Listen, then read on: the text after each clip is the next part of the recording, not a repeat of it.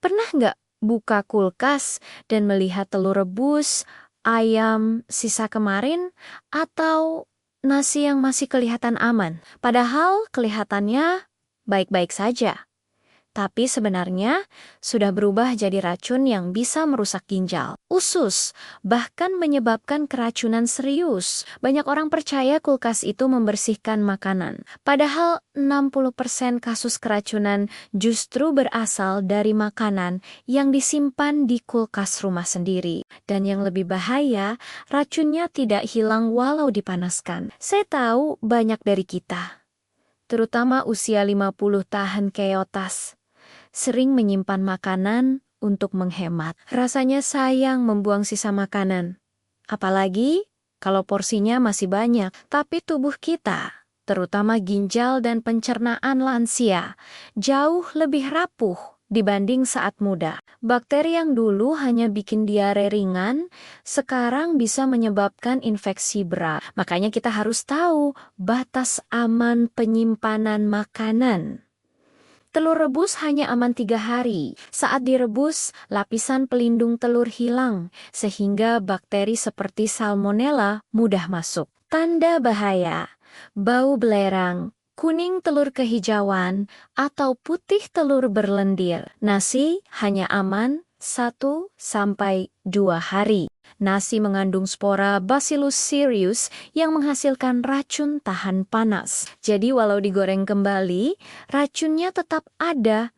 Cirinya bau asam, tekstur lengket, atau warna kekuningan. Ayam matang aman maksimal 3 hari. Ayam adalah makanan favorit bakteri Salmonella. Lendir tipis di permukaan atau warna kehijauan sudah cukup tanda bahaya. Masakan bersantan hanya aman 1 hari. Santan cepat rusak dan bisa menghasilkan senyawa karsinogenik kalau dipanaskan berulang. Gulai, opor, dan rendang bersantan wajib sangat diperhatikan.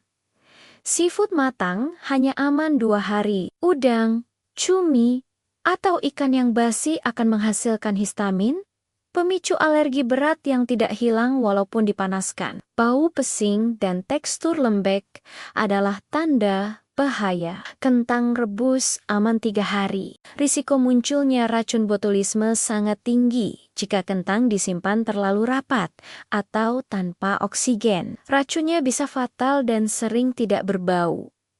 Jamur matang hanya aman 1 hari. Protein jamur berubah menjadi senyawa toksik yang dapat merusak liver dan ginjal saat disimpan terlalu lama. Buah potong aman 2 hari. Setelah 2 hari, buah mulai terfermentasi, menghasilkan alkohol, jamur, dan aflatoksin yang bersifat karsinogenik. Kalau berlendir atau berbau asam, segera buang.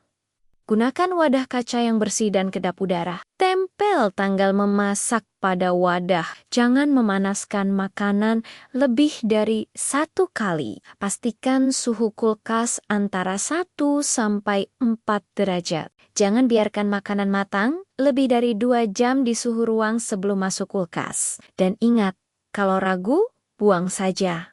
Kesehatan jauh lebih mahal daripada harga makanan. Kalau kalian sering menyimpan makanan lebih dari 3 hari, coba pelan-pelan ubah kebiasaan. Kesehatan bukan datang dari makanan mahal, tapi dari kebiasaan kecil yang kita lakukan setiap hari.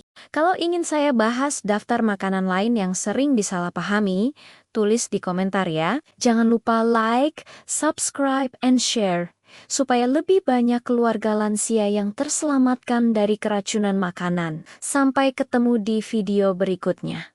Assalamualaikum.